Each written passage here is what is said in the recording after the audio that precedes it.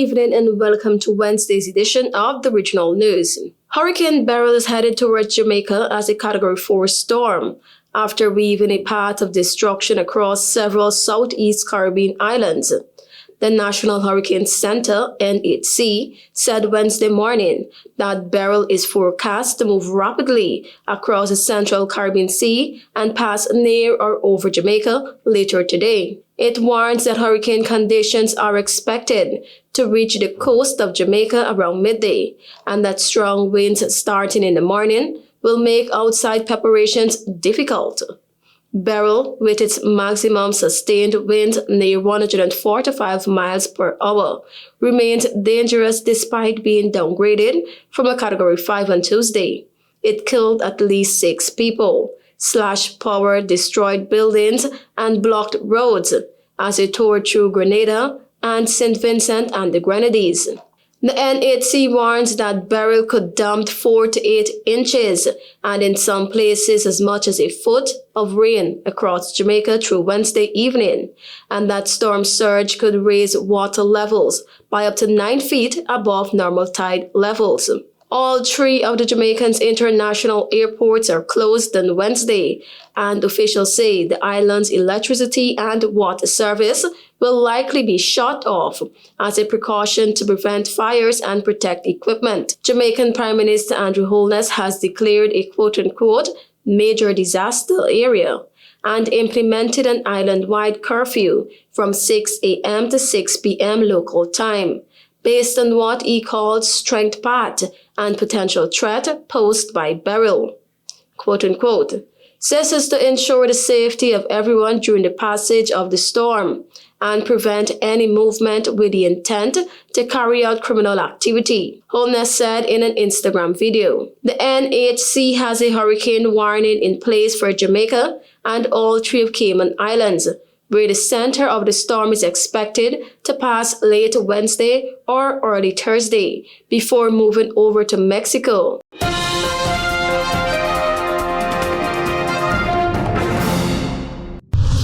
The Biden administration remains open to dialogue with the Venezuelan government, U.S. officials said after President Nicolas Maduro said he had agreed to restart direct talks just weeks ahead of the July 28 presidential election in Venezuela. The official said the U.S. had previously indicated it welcomed the decision in good faith, but they stopped short of confirming Maduro's statement late on Monday that the meeting was now scheduled in coming days. The socialist president is seeking a 3rd term in office, while Washington has expressed concern about whether he will make good on his promises to hold a free and fair election.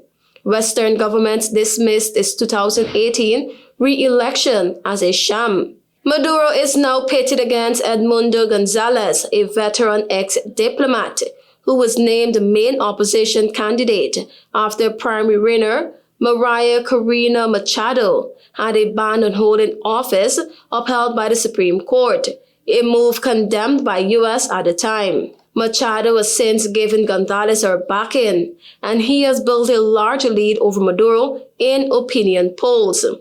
The U.S. reimposed oil sanctions on OPEC member Venezuela in mid-April, accusing Maduro of not fully complying with electoral guarantees he made in deals with the opposition. Maduro said in a television program that he had accepted Washington's proposal to restart talks with the U.S. to comply with the agreements signed in Qatar and to re-establish the terms of the dialogue with respect.